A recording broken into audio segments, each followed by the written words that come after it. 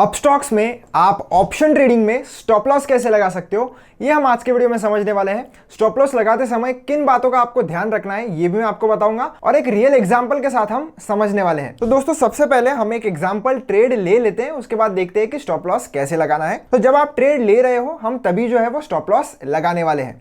तो कैसे लगाना है उसके लिए हम एक एग्जाम्पल के लिए, अब जैसे निफ्टी 50 की एक्सपायरी कल है तो उसी का एक कोई भी हम डेमो पर्पस के लिए ट्रेड ले लेते हैं। तो मैं ऑप्शन चेन पर चलता हूँ, इधर से होम वाले सेक्शन से। ऑप्शन चेन में आप देख सकते हो इधर 26,050 का जो स्ट्राइक प्राइस है, इस पर मैं अगर कॉल खरीदना चाहूँ तो मैं इधर बाय पर क्लिक करता हूँ।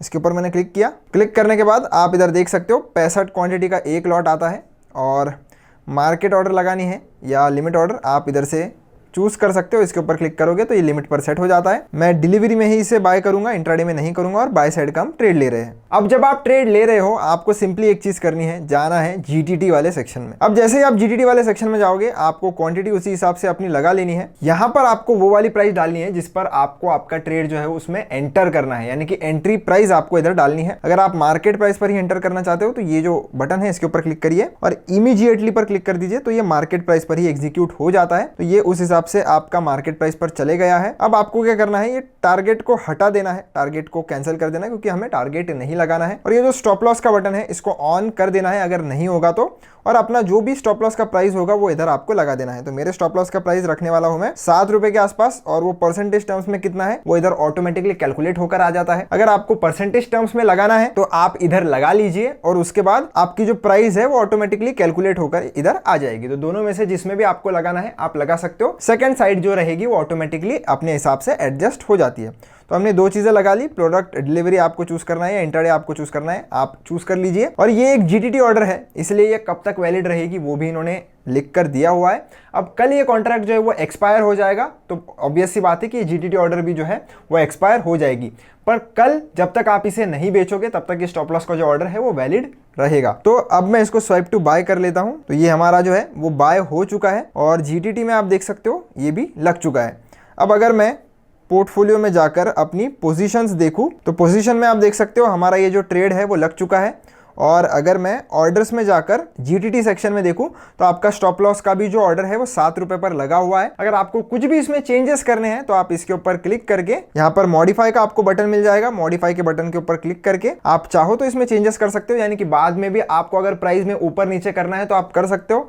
अगर आपको स्टॉप लॉस का ऑर्डर कैंसिल करना है तो कैंसिल आप इधर से कर सकते हो। देख लेते हैं अगर मेरा टारगेट आ जाता है तो क्या मैं मेरे ऑर्डर को या पोजीशन को एग्जिट कर पाता हूं या नहीं। तो इसके ऊपर मैं क्लिक करके अगर मैं इधर स्क्वायर ऑफ का जो बटन है इसके ऊपर क्लिक करूं और अभी स्वाइप टू सेल में मैं राइट में जाकर इसको एग्जिट करने का ट्राई करूं तो तुरंत मेरा ये जो ट्रेड है वो एग्जिट हो चुका है। और ऑर्डर्स में जाकर देखेंगे कि हमारी जो जीटीटी ऑर्डर है वो क्या अभी भी पेंडिंग है। तो जी हाँ दोस्तों, वो अभी भी पेंडिंग है। तो ध्यान रखना, अगर आप अपने ट्रेड को मैन्युअली एग्जिट करते हो, यानी कि खुद ब खुद जाकर आपने खुद के हाथ से एग्जिट किया है, स्टॉप लॉस हिट हो जाता है तो बात अलग है, क्योंकि हमने स्टॉप लॉस लगा कर रखा था इसमें, तो स्टॉप लॉस हिट हो जाता है तो बात अलग है। पर आपने अगर खुद से ट्रेड को एग्जिट किया तो आपको आकर ये ट्रेड को बंद करना पड़ेगा, यानी कि क्लोज करना पड़ेगा। तो इसके ऊपर क्लिक करके आपको इसे कैंसिल करना है और यस कैंसिल पर क्लिक करना है। जब तक आप नहीं करोगे ये ऑर्डर वैसे की वैसे ही रहेगी और आपका शायद एक दूसरा ट्रेड भी शुरू हो सकता है ऑप्शन सेलिंग साइड का, तो उस केस में आपको लॉस भी हो सकता है। तो हमेशा ध्यान रखें कि कोई भी पेंडिंग ऑर्डर आपका नहीं रहना चाहिए, खास करके जब आपने जीटीटी लगाया, क्योंकि जीटीटी की जो वैलिडिटी होती है वो एक दिन से ज्यादा की भी होती है। तो अगर आप एक दिन के लिए भूल भी जाते हो तो अगले दिन भी आपका ऑर्डर जो है वो वैलिड रहता है। तो इसीलिए आपको मैन्युअली अपने ऑर्डर्स को जो है वो क्लोज करना पड़ेगा। तो ये वाली मेथड दोस्तों आपको तब यूज करनी है जब आप ट्रेड लेते समय स्टॉप लॉस लगाना चाहते हो। अब ट्रेड लेने के बाद अगर आपको स्टॉप लॉस लगाना है तो बहुत सिंपल प्रोसीजर है। हम फिर से जाकर एक ट्रेड ले लेते हैं डेमो पर्पस के लिए। तो इधर मैं रेगुलर वाले सेक्शन में ही डिलीवरी में बाय साइड का एक ट्रेड ले रहा हूं। तो इसको मैंने राइट स्वाइप करके ये ऑर्डर जो है हमारा कंप्लीट हो गया है। अभी हम चलते हैं पोजीशंस में। पोर्टफोलियो में मैं आ चुका हूं और पोजीशंस में हम चलेंगे तो आप देख सकते हो ये हमारा नया जो ट्रेड है वो अभी लग चुका है। अब इस पर तो मैंने जीटीटी की मदद से स्टॉप लॉस नहीं लगाया है क्योंकि ट्रेड लेने के बाद मुझे स्टॉप लॉस लगाना है। तो कैसे लगाना है, तो बहुत ही सिंपल है। इसके ऊपर मैं क्लिक करूंगा। क्लिक करने के बाद आपको इधर स्क्वायर ऑफ का बटन मिल जाएगा। स्क्वायर ऑफ के बटन पर आपको क्लिक करना है। क्लिक करने के बाद आपको इधर स्टॉप लॉस का बटन मिल जाएगा, उसके ऊपर क्लिक करिए। क्लिक करने के बाद ये जो आपकी ऑर्डर है वो as a stop loss order consider की जाती है और आपको इधर ट्रिगर प्राइस का जो है वो ऑप्शन देखने के लिए मिलता है। अब ट्रिगर प्राइस मतलब क्या? ट्रिगर प्राइस मतलब वो प्राइस जिस प्राइस पर आपका स्टॉप लॉस का ऑर्डर ट्रिगर होगा। मतलब जो भी प्राइस आप इधर एंटर करोगे, जब वो प्राइस मार्केट में आएगी तभी आपका जो स्टॉप लॉस का ऑर्डर है वो एक्सचेंज को भेजा जाएगा और एक्सचेंज उसे एग्जीक्यूट करेगा मार्केट प्राइस पर। तो इधर लिखा भी हुआ है कि आपकी जो स्टॉप लॉस मार्केट की जो ऑर्डर है वो MPP से प्रोटेक्टेड है। अगर आप ये आई वाले बटन पर क्लिक करोगे तो इन्होंने मार्केट प्राइस प्रोटेक्शन का मतलब भी समझा है।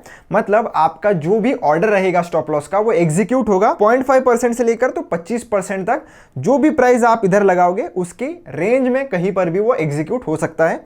एग्जैक्टली जो आप प्राइस इधर लगाओगे उसी पर एग्जीक्यूट होगा, ऐसी बिल्कुल भी गारंटी नहीं है। तो उस हिसाब से आपको इधर अपना ट्रिगर प्राइस जो है वो सेट कर लेना है। जैसे मैं 0.70 कर लेता हूँ और जैसे ही हम स्वाइप टू सेल पर अभी राइट स्वाइप करेंगे, ये हमारा स्टॉप लॉस का जो ऑर्डर है वो जा चुका है। आप देख भी सकते हो ट्रिगर पेंडिंग में ये जा चुका है। अगर आपको इसे मॉनिटर करना है तो ऑर्डर्स वाले सेक्शन में आपको ये ओपन वाले सेक्शन में देखने के लिए मिल जाएगा। आप इसको चाहे तो इधर से भी मॉडिफाई वगैरह कर सकते हैं। मॉडिफाई का ऑप्शन है, मतलब ऊपर नीचे करना है तो आप इधर भी कर सकते हो और कैंसिल करना है तो आप इधर से भी कर सकते हो। अगर आपको ट्रेड एग्जिट करना है, मैन्युअली खुद के हाथों से एग्जिट करना है तो आप कर सकते हो। अगर ये वाली ऑर्डर ट्रिगर नहीं होती है तो इसका वैलिडिटी एक ही दिन का रहेगा, ये एक्सपायरी तक वैसी की वैसी नहीं रहने वाली जैसे GTT में होता है।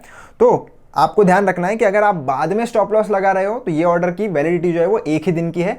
वैसे GTT में आप एक्सपायरी तक जो स्टॉप लॉस का ऑर्डर है उस पर काउंट कर सकते हो, उस पर निर्भर रह सकते हो। तो इन केस अगर आप ट्रेड लेने के बाद स्टॉप लॉस लगा रहे हो तो ये बात का जरूर ध्यान रखना। तो होप दोस्तों अभी आपको समझ में आ गया होगा कि ट्रेड लेने के बाद स्टॉप लॉस कैसे लगाना है और ट्रेड लेते समय स्टॉप लॉस कैसे लगाना है। अगर वीडियो अच्छा लगा तो चैनल को सब्सक्राइब जरूर करना, वीडियो को लाइक जरूर करना। अगर आपको कोई भी डाउट या दिक्कत है तो आप कमेंट सेक्शन में मुझसे पूछ सकते हो। मिलता हूं आपसे नेक्स्ट वीडियो में। धन्यवाद।